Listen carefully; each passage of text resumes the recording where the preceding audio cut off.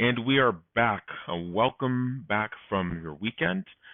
Today we will continue on and finish up the link layer, ending our journey with the 5-layer internet stack. But before we begin, let's deal with some administrative bits.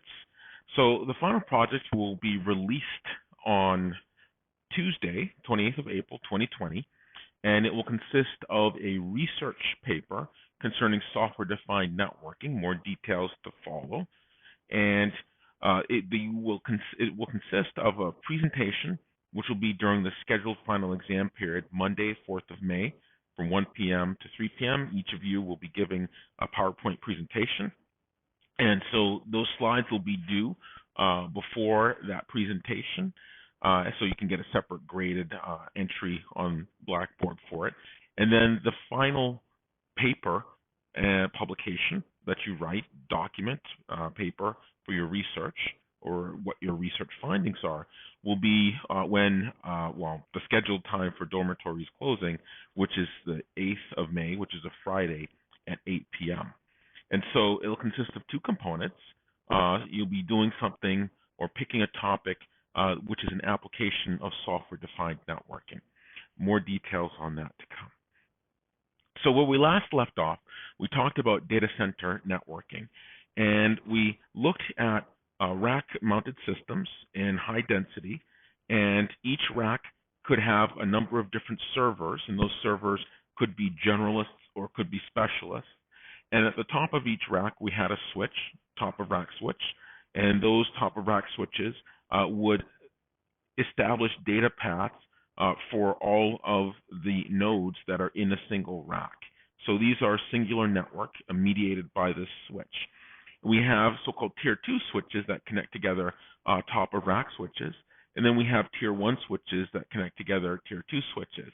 Connected in are a set of load balancers, and these load balancers take in application requests, and based on metrics on load for each of the server node instances, it farms out those tasks to one of some number of instances, implementing a workflow satisfying an incoming request. We also have access routers that can send data between parts of your data center and other parts of your data center. And then we have the border router, which is that border gateway between the internet on the wide area and the entry point for your data center network. And so as we talked about, a request comes in, goes to the load balancer. The load balancer farms that off to a server instance with the idea of distributing that load so that no one node is overloaded while others are idle.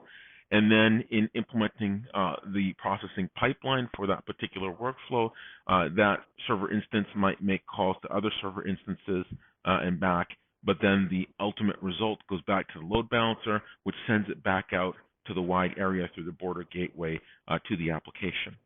And so you can have a rich interconnection among your switches, specifically the tier 2 and tier 1 switches. And when you do this, it gives you multiple pathways between arbitrary pairs of nodes among your server racks.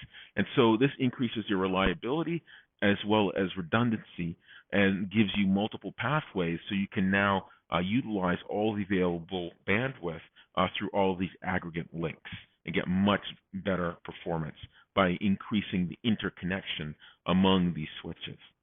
Okay, so let's continue on. And what we're going to do really is just try to bring everything together in this description, and it's in the book, A Day in the Life of a Web Request. And so we're going to put it all together, and our journey at this juncture with the protocol stack is complete. We've talked about introduction for the network.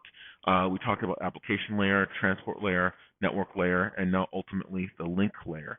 So we're going to put this all together, synthesize, and in doing so, try to make a whirlwind tour among all the different protocols that are involved for a seemingly mundane scenario. In this scenario, you're a student, and you do something as simple, something you did every day when you were on campus. You attach your laptop to the campus network, you open it, bring up your browser, and go to something like www.google.com. Enter in that domain name in the URL field of your browser. So here we have the school network, And let's say that school network is a subnet 68.80.2.0, 24-bit subnet mask. So that means the remaining 8 bits, you have 2 to the 8 many hosts, so 2 to the 8 hosts for those 8 remaining bits for the school network, for example.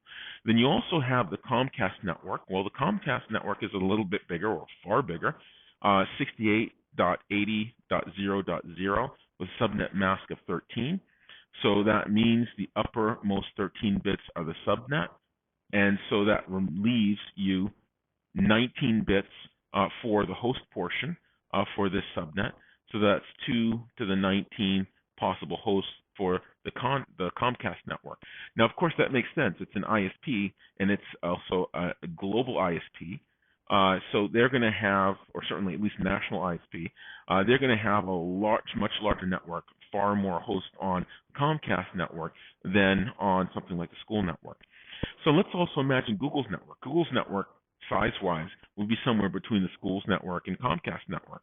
And so Google's network in this figure is subnet 64.233.160.0 with a subnet mask of 19. And so that leaves 13 bits for the host portion. So that's 2 to the 13 possible hosts on something the size of Google's network by this example. That's really important to note, by this example.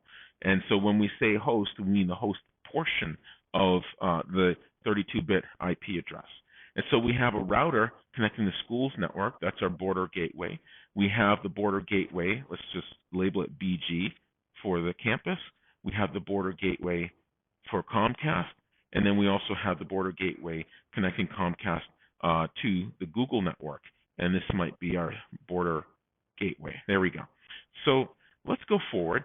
And in this example, you do the mundane task of just turning on your laptop, plugging in, turn it on, bring up your browser, and attaching to the network. So you bring up your browser, and then all of a sudden, after a split second, you get Google's web page. So let's look at all of the things that happen, bringing together everything that we've talked about throughout the course of the semester. So you're on your campus network, and you have a router, and this router is also running DHCP. And so this DHCP server running on your router is going to be used to give this host that joins the network an IP address, the IP address for the host, the IP address of the default gateway, and then also an IP address for the DNS, the local DNS. Okay, so you join with your host, and you have as a host a 5-layer, and you're going to engage in DHCP. DHCP sits above UDP, and so this connecting laptop needs to get its own IP address, the address of the first hop router, and also the address of the DNS server, and it can acquire all of that through DHCP. So it initiates a DHCP request. So it encapsulates the DHCP and the UDP, its header information, the DHCP message rather, sends it down into UDP. That's encapsulated as payload, and UDP as a transport layer. It adds transport layer header information, and that gets encapsulated in the network layer. IP then adds its own header information. That's the blue, and then that datagram gets sent down as payload into the link layer, and then Ethernet encapsulates that into a frame, and it adds the Ethernet header information, which are these black squares. So then, of course, DHCP at this juncture, it doesn't have an IP address, and so it uses broadcast. And so there's a broadcast network address, and there's the broadcast MAC address. And as a broadcast MAC address, it gets sent onto the wire, and then it makes its way from its local link up to the switch. Now, of course, the destination address is the broadcast MAC address, but this network card for the joining host, it has a MAC address. And so let's say this is host A, it has a real MAC address, so when that broadcast comes onto the switch, depending on the port number, it populates its switch table and says, okay, well, MAC address A is associated with port 1. And that's going to be a switch table entry, that self-learning that switches do. So now that frame is broadcast via flooding, as we talked about, and one of the links it floods onto is this link that is attached to the router interface on the same network. So the router gets that broadcast, and this marked with DHCP protocol. And so this DHCP, this frame, makes its way up the stack, stripping off the headers, going from the physical layer to the link layer, Ethernet, to the network layer, IP, to the transport layer, UDP, and then ultimately it's delivered to DHCP at the application layer. So then DHCP composes a response to this request. And let's just assume, you had the initial query, and then you had the DHCP offer, and then now it's accepting this offer that includes the IP address for the host, the IP address for the first hop router as well, or also known as the default gateway, and then the IP address also of the DNS.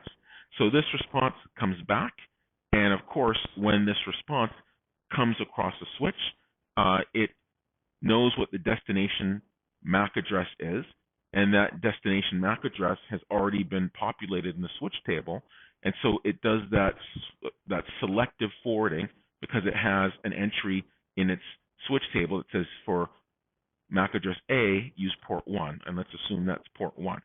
So that's happening, and when it forwards this frame, it gets to this destination host, and now that frame, which is also broadcast back because it doesn't yet have an IP address, it makes its way up the stack. And so it goes from the physical layer into the link layer.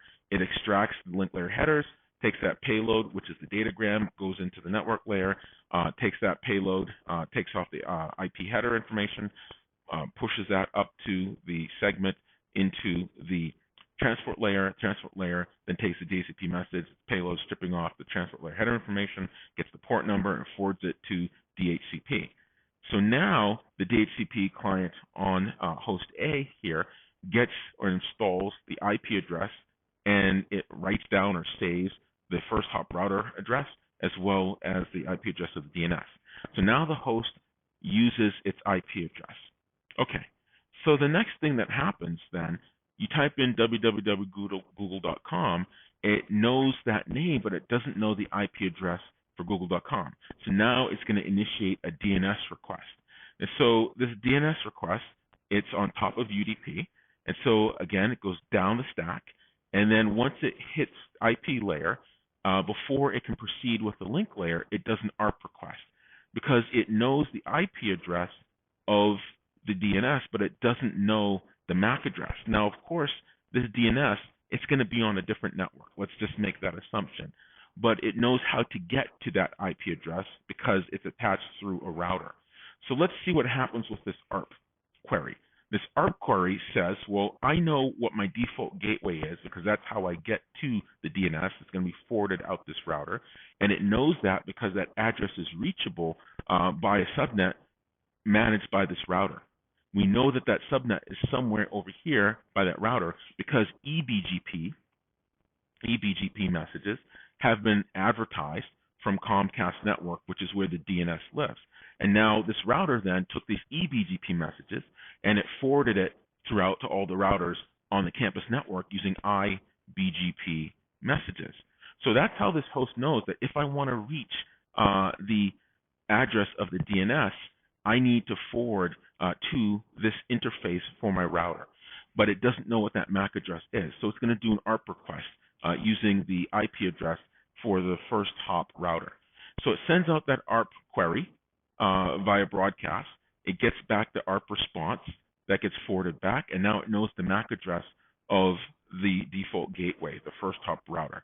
So now it takes this DNS message and it sends it encapsulated to the router, and this router then strips it off, examines the network layer header information, which includes the IP address, and it forwards it out this output port that it shares, this gateway, with the Comcast network because it knows that the particular subnet for that DNS is reachable through this output port.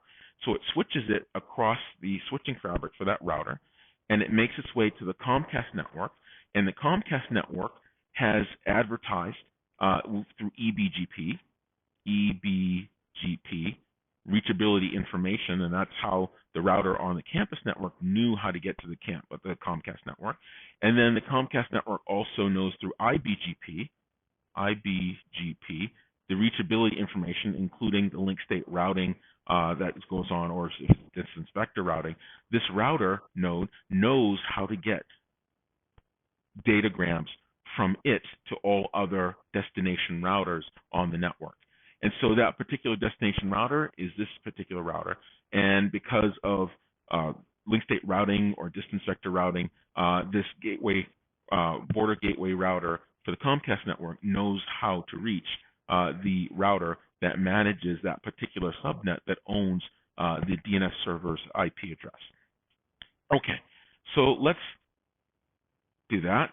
We take this DNS request, and this DNS request is then forwarded to the DNS server on Comcast network. And once it reaches the DNS server on Comcast network, it goes up the stack, stripping off the header information at the link layer, the network layer, transport layer, UDP, makes its way to DNS, and DNS packages up a response, sends it back down the stack, and that's going to be the IP address associated with google.com. So then that makes its way back to the destination, but the destination is the IP address for this requesting host, host A.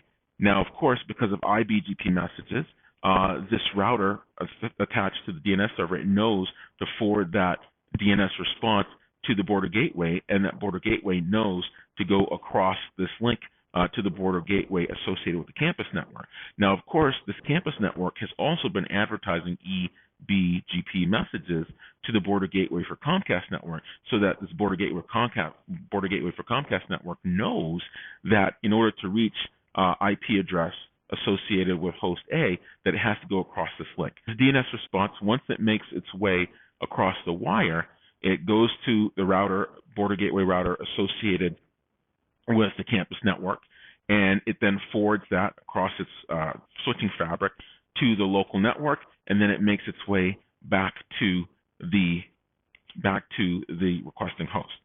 So once that happens, then the requesting host knows what the IP address is for google.com. All right, so now we get this IP address. Now we compose the HTTP GET request. The HTTP GET request, it certainly uses reliable data transport, so it's going to use TCP in the transport layer. Now, as a transport layer, it engages in three-way handshake. So once we send this HTTP message into the transport layer, TCP takes care of the SYN message, which is used to establish the connection for the endpoint. Now, the SYN message, it's targeted at the IP address for Google. Now, of course, you're connected to the Comcast network, but the Comcast network's border gateway is going to send iBGP messages to Google's border gateway, and likewise, Google's border gateway is going to send iBGP messages to the border gateway for Comcast. Now, of course, Comcast says to your campus network, well, if you want to reach Google addresses, you're going to have to send it to me. So it knows I have Comcast addresses. I also know how to forward to Google addresses. And so that's how the router on your campus network knows that if I want to send something to a subnet managed on Google's network, I need to go out this link. Okay. And of course, your router is going to forward that reachability information through iBGP to all the other routers that might be on your campus network. Okay. So the SYN message then is forwarded by your router to Comcast router, and then Comcast border gateway, it then forwards that, or Comcast router forwards it to the border gateway for Google, and now Google knows what router manages the subnet associated with that particular destination IP address. And so the SYN message makes its way to the web server instance for Google that handles it, going in through their data center, through their switching fabric, and it goes up through the link layer, and is forwarded up the stack. At each layer in the protocol stack, it strips off the header information, and it makes its way up to TCP, and TCP gets that SYN request. It then allocates all the resources it needs to engage in reliable data transport, and then composes the SYN ACK response. So the SYN ACK is targeted at the IP address for host A.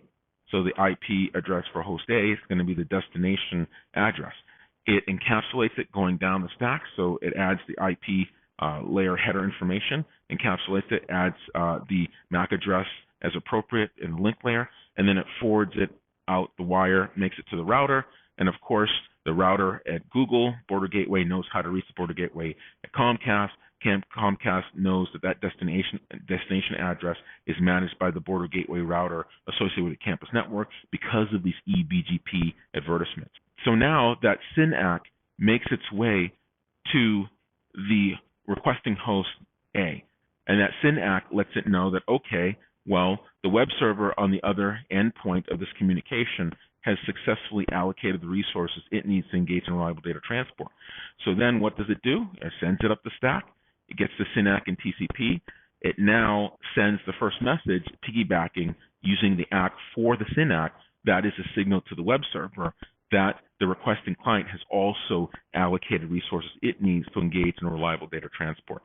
So that goes down the wire, and then this message goes down the wire, and this also includes piggybacked the HTTP GET request, and it makes its way to Google Web Server, goes up the stack, it gets that resource, that file system object identified in the HTTP GET request, it loads it into memory, composes the HTTP response like you've done in the web server assignment, sends it back down the stack, encapsulating to the destination. It makes its way to your browser, goes up the stack, and you unpack and render or draw all of the directives or objects specified in that HTML file. And that's your web page, and finally that gets displayed. Now the beautiful part about this is all of this happens in a split second. A lot of parts that I now hope and certainly am confident that you all understand deeply. And it's the choices you make for all of these 5 layers dramatically affects the experience of your web application. And so you finally get your web page displayed. Okay, so we talked about the principle behind the link layer services. You have channels, and this channel access with the link layer is made to be reliable with error detection and correction, but it can also be a shared medium, so you have to arbitrate with the link layer protocol so that multiple entities trying to access this shared medium can only access one communicating pair at a time.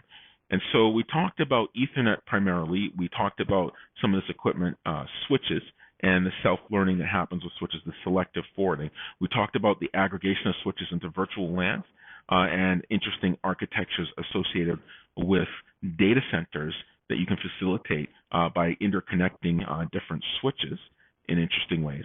And then we ended with this synthesis, which describes all these pieces from all the chapters we've covered, 6 of them. It's been a lot for in the day of life of a web request.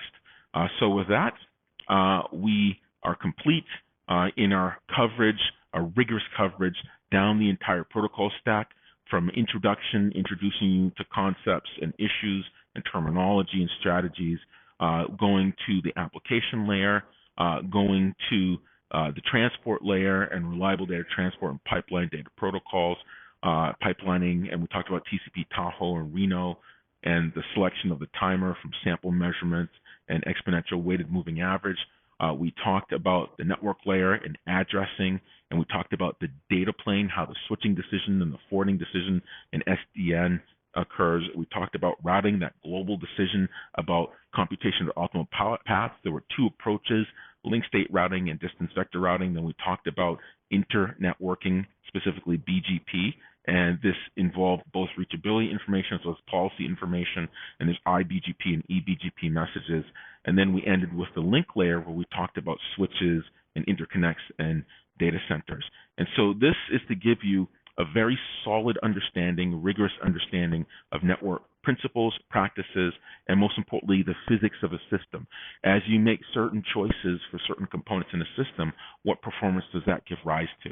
Now, certainly, this is not it. This is just the end of the beginning. There are lots of other interesting things that we can cover, things like network security, multimedia networking, wireless networking. But our focus this semester, especially with the final project, will be on software-defined networking. It's a modern, active research area, and that's where networking is going. So with that, we'll end there. Congratulate yourselves. We have one lecture, one module left on Thursday. I thank you for coming to this class. Well, certainly it was a requirement, but I thank you nonetheless, especially in the midst of the changes we've had since spring break, doing this completely online due to the COVID-19 pandemic. So with that, stay safe, stay healthy, and I will see you all on Thursday.